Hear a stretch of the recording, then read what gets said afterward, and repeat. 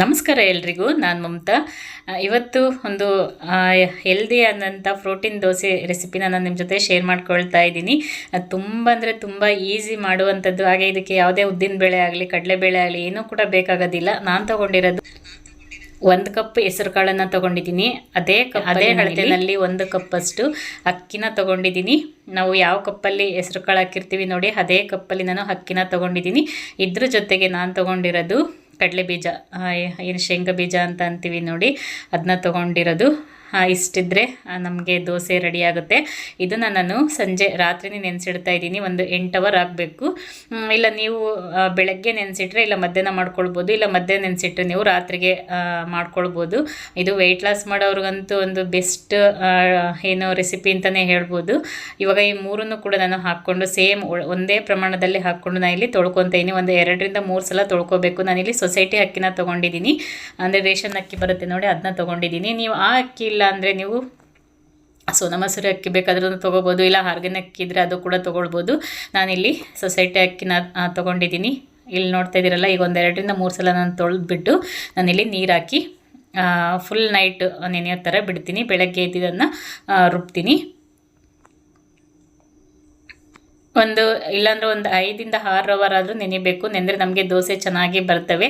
ಇವಾಗ ಬೆಳಗ್ಗೆ ಆಗಿದೆ, ರಾತ್ರಿ ನೆನೆಸಿಟ್ಟಿದ್ದೆ ಅಲ್ಲ, ಬೆಳಗ್ಗೆ ಆಗಿದೆ, ಚೆನ್ನಾಗಿ ನೆಂದಿದೆ. ಹೆಸರು ಕಾಳು ಬೇಗ ನೆನೆಯುತ್ತೆ, ಅಂದರೆ ಅಕ್ಕಿ ಮತ್ತು ಕಡಲೆ ಬೀಜ ನೆನೆಯಬೇಕಲ್ವ, ಹಾಗಾಗಿ ದೋಸೆ ಚೆನ್ನಾಗಿ ಬರಬೇಕಂತ ಅಂದರೆ ಚೆನ್ನಾಗಿ ನೆನೆಯಬೇಕು. ಇವಾಗ ನೋಡಿ ಇನ್ನೊಂದು ಸಲ ನಾನು ತೊಳ್ಕೊಳ್ತಾ ಇದ್ದೀನಿ.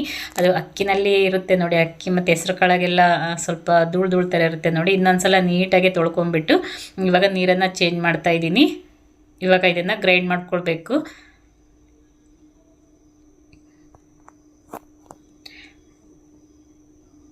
ಇವಾಗ ನೋಡಿ ನಾನೇನು ನೆನೆಸಿದ್ದೆ ನೋಡಿ, ಹೆಸರು ಕಾಳು, ಅಕ್ಕಿ ಮತ್ತು ಶೇಂಗಾ ಬೀಜ, ಈ ಮೂರನ್ನು ಕೂಡ ನಾನಿಲ್ಲಿ ಹಾಕ್ಕೊಳ್ತಾ ಇದ್ದೀನಿ. ನೀರು ಜಾಸ್ತಿ ಹಾಕ್ಕೊಳ್ಬಾರ್ದು. ನಾವು ದೋಸೆ ಹಿಟ್ಟು ರುಬ್ಕೊಳ್ತೀವಿ ನೋಡಿ, ಅದಕ್ಕಿಂತ ಸ್ವಲ್ಪ ಗಟ್ಟಿಯಾಗಿ ರುಬ್ಕೊಳ್ಬೇಕು. ಅಂದರೆ ಪೂರ್ತಿ ಸಣ್ಣಕ್ಕೆ ರುಬ್ಕೋಬೇಕು. ಇದಕ್ಕೆ ನಾನಿಲ್ಲಿ ಒಂದು 2 ಹಸಿಮೆಣಸಿನ್ಕಾಯಿಯನ್ನು ಹಾಕ್ಕೊಳ್ತಾ ಇದ್ದೀನಿ, ಟೇಸ್ಟಿಗೋಸ್ಕರ. ಹಸಿಮೆಣಸಿನ್ಕಾಯಿ ಹಾಗೆ ಸ್ವಲ್ಪ ಶುಂಠಿನ ಹಾಕ್ಕೊಂಡಿದ್ದೀನಿ. ಈಗ ಸ್ವಲ್ಪ ಉಪ್ಪನ್ನು ಹಾಕ್ಕೊಳ್ತೀನಿ.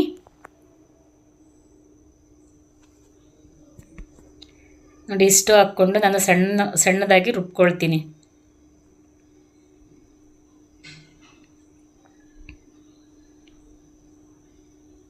ನಾವೇನು ದೋಸೆ ಹಿಟ್ಟು ರುಬ್ಕೊಳ್ತೀವಿ ನೋಡಿ, ಅದಕ್ಕೆ ನಾನಿಲ್ಲಿ ರುಬ್ಕೊಂಡಿದ್ದೀನಿ.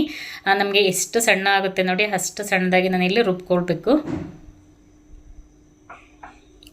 ಇದಕ್ಕೆ ನೀರು ಕೂಡ ಜಾಸ್ತಿ ಹಾಕ್ಕೊಳ್ಬಾರ್ದು, ಸ್ವಲ್ಪ ಗಟ್ಟಿನೇ ಇರಬೇಕು. ಆಮೇಲೆ ನಾವು ದೋಸೆ ಹಾಕಬೇಕಾದ್ರೆ ನೋಡಿಬಿಟ್ಟು ನಾವು ಆಮೇಲೆ ನೀರನ್ನು ಆ್ಯಡ್ ಮಾಡ್ಕೊಳ್ಬೋದು. ಇವಾಗ ಹಾಗೆ ಸ್ವಲ್ಪ ನೀರನ್ನು ನಾವೇನು ಜಾರಲ್ಲಿರುತ್ತೆ ನೋಡಿ, ಆ ನೀರನ್ನು ಹಾಕಿ ಸ್ವಲ್ಪ ಹಾಗೆ ಬಿಡ್ತೀನಿ, ಸ್ವಲ್ಪ ನೆನ್ಕೊಳ್ಳೋದಕ್ಕೆ. ಒಂದು 5 ನಿಮಿಷ ನೆಂದರೆ ಸಾಕು. ಇದೇನು ದಿಢೀರಾಗಿ ನಾವು ಮಾಡ್ಬೋದು. ಇವಾಗ ನೋಡಿ, ಈಗ ನಾನು ಚಟ್ನಿ ಕೂಡ ರೆಡಿ ಮಾಡಿದ್ದೀನಿ. ಚಟ್ನಿ ಮೊನ್ನೆ ತಾನೇ ನಾನು ಕೊಬ್ಬರಿ ಚಟ್ನಿ ಮಾಡಿ ತೋರಿಸಿದ್ದೆ ನೋಡಿ, ಆ ಚಟ್ನಿ ಮಾಡಿದ್ದೆ ಇವತ್ತು. ನೀವು ಇದಕ್ಕೆ ಕೆಂಪು ಚಟ್ನಿ ಬೇಕಾದ್ರೂ ಮಾಡ್ಬೋದು, ತುಂಬ ಟೇಸ್ಟಿಯಾಗಿರುತ್ತೆ. ಬಿಸಿ ಬಿಸಿದು ತಿಂತಾಯಿದ್ರೆ ಇನ್ನೂ ಬೇಕು ಒಂದು ಸ್ವಲ್ಪ, ಅದು ಟೇಸ್ಟೇ ಬೇರೆ ಟೇಸ್ಟ್ ಕೊಡುತ್ತೆ.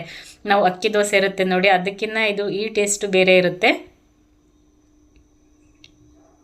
ನಾನು ಯಾವಾಗಲೂ ಹೇಳ್ತಾ ಇರ್ತೀನಿ, ಕಾವಲಿ ಇಟ್ಟ ಮೇಲೆ ಈರುಳ್ಳಿನ ಉಜ್ಜಬೇಕು ಅಂತ. ಈರುಳ್ಳಿ ಉಜ್ಜಿದ್ರೆ ಅಂಟೋದಿಲ್ಲ, ದೋಸೆ ಚೆನ್ನಾಗಿ ಬರ್ತವೆ.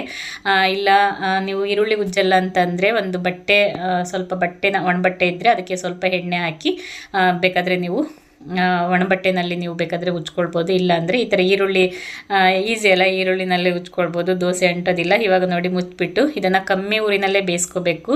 ಸಣ್ಣ ಊರಿನಲ್ಲೇ ಬೇಯಿಸ್ಕೊಂಡ್ರೆ ಚೆನ್ನಾಗಿ ಬೇಯುತ್ತೆ.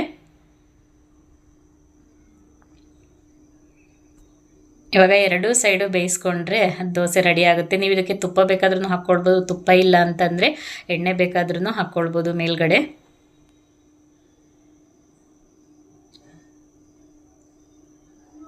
ನೋಡಿ, ಇಷ್ಟಾದರೆ ದೋಸೆ ರೆಡಿ ಆಯಿತು. ನೋಡಿದ್ರಲ್ಲ ಎಷ್ಟು ಈಸಿಯಾಗಿ ದೋಸೆ ಮಾಡ್ಬೋದು ಅಂತ ಅಂದ್ಬಿಟ್ಟು. ನಾವು ವೆಯ್ಟ್ ಲಾಸ್ ಮಾಡಬೇಕಾದ್ರೆ ಈ ಥರ ಪ್ರೋಟೀನ್ ದೋಸೆ, ಪ್ರೋಟೀನ್ ಅಂತ ಎಷ್ಟಿರುತ್ತೆ ಗೊತ್ತೇ ಇರುತ್ತೆ. ಹೆಸರು ಕಾಳಲ್ಲೂ ಪ್ರೋಟೀನ್ ಇದೆ, ಹಾಗೆ ಶೇಂಗಾ ಬೀಜದಲ್ಲೂ ಪ್ರೋಟೀನ್ ಇದೆ. ನೋಡಿ, ದೋಸೆ ರೆಡಿ ಆಯಿತು. ಈ ಥರ ಮಾಡಿಕೊಂಡು ನೀವು ಕೂಡ ತಿನ್ನಿ, ವೆಯ್ಟ್ ಲಾಸ್ ಮಾಡ್ಕೊಳ್ಳಿ.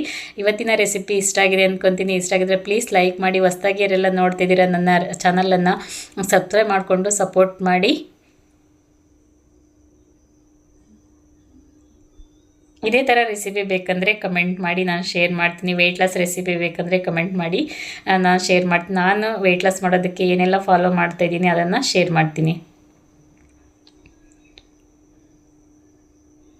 ನೋಡಿ, ಒಂದು ಒಳ್ಳೆ ಪ್ರೋಟೀನ್ ಬ್ರೇಕ್ಫಾಸ್ಟ್ ಹಾಗೆ ವೆಯ್ಟ್ ಲಾಸ್ ಬ್ರೇಕ್ಫಾಸ್ಟ್ ರೆಡಿ ಆಯಿತು. ಇದ್ರ ಜೊತೆಗೆ ಕಾಯಿ ಚಟ್ನಿ ಮಾಡಿದ್ದೆ, ತುಂಬ ಅಂದರೆ ತುಂಬ ಟೇಸ್ಟಿಯಾಗಿತ್ತು.